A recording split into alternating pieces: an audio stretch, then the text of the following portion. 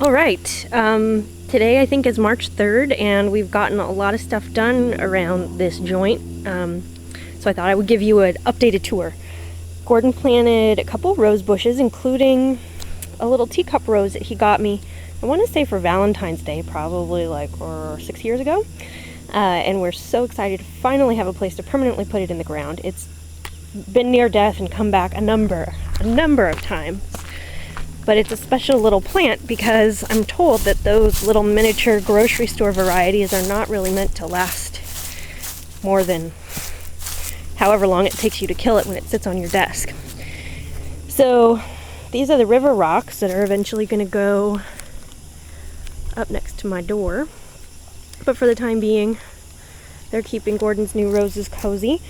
One of these is called Garden Party, and the other is called Christian Dior, which is one I picked out, and it was really pretty.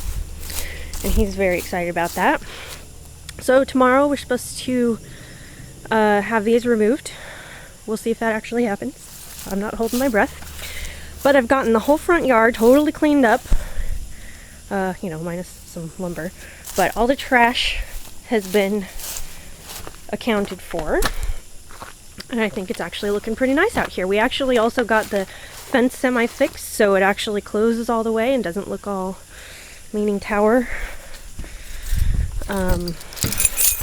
Let's see if I can show you this. I got a new fancy key. And Gordon replaced these locks and the handle. Let's see, and I suck at keys, and I always have. Okay. So, last time you saw it was pretty empty, and as you can see, I've been moving boxes and junk over. We have all of our tools over here. Gordon scored some awesome sawhorses on the, uber cheap. This is flooring that was left here by the previous guy, and I was starting to have a bright idea about how to use that to fix our asbestos floor tile problem. We didn't end up having enough, so I'm not sure what I'm going to do with that. Kitchen, I don't know if you can really tell, but it's a lot cleaner than it was. Obviously not any less cluttered, but it's a lot cleaner. We've put, this was just to hold down the edges. Pardon me for a moment. Okay. We've put some really pretty contact paper that I got at the dollar store in, I don't know if you can see that, in most of the cabinets. Oh, we have a clean microwave. You would not believe, you just wouldn't believe. I can't even elaborate any further the amount of disbelief.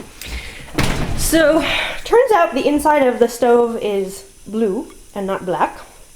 I've scrubbed it twice with oven cleaner. You can still see a little residue that I've got to get off, but it's a work in progress. Cracked stovetop, making this basically a huge electrical hazard and more or less not useful. Pretty stuff, and then not so pretty. What the hell? I mean, pink in the kitchen, really. Somebody did that once upon a time. I have used oil soap to clean and recondition the cabinets. They need a second coat.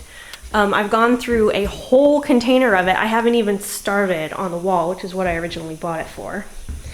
I've also gone through an entire container of TSP, 2 packages of disposable rags, 2 containers of disinfecting wipes, 2 gallons of vinegar, 3 bottles about that size of peroxide, and a number of sundry other cleaners and degreasers. Earlier, this was my project. This is the hallway floor. That floor in there, we had tested it, and it did test positive for asbestos. This floor, I have just recently discovered, is original to the house because it has this crazy-ass original 60s bright blue paint dripped on it. Now, as you can see, it's not in very good condition. So there's a very high probability that it has some asbestos either in the tile or in the adhesive, which means it has to get covered as soon as possible. Since I couldn't afford to send another sample, we're just gonna assume that both this tile and the adhesive is unsafe. We know that the adhesive in there is safe, and we are going to pull all that out by hand using the proper techniques. Don't even worry about it. So today I mopped this disgusting floor, waited for it to dry, pulled out a bunch of staples, and you can still see a fair amount of them in there with little bits of carpet padding. And I had to scrub it again because after the floor dried, while I was taking the staples out, the bits of floor padding would just ooze out just nasty, dirty water. I used a whole bucket's worth of water and TSP to clean what I could reach on this wall, which is, the hallway itself is about 19 feet long, but obviously the wall it's not.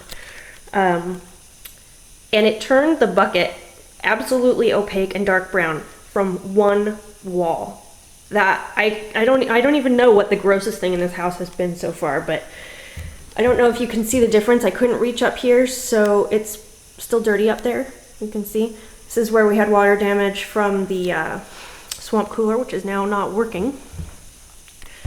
So we're gonna cut out that affected drywall and just replace it, and obviously finish cleaning the walls and paint. And then tomorrow, I'm really excited, I get to use some self-leveling compound on the floor to fix the damaged areas, which will seal it and make it safe enough to get us through 2 weeks, I think, and then we can actually get some nice flooring in here. Oh, I also took off all the molding down here.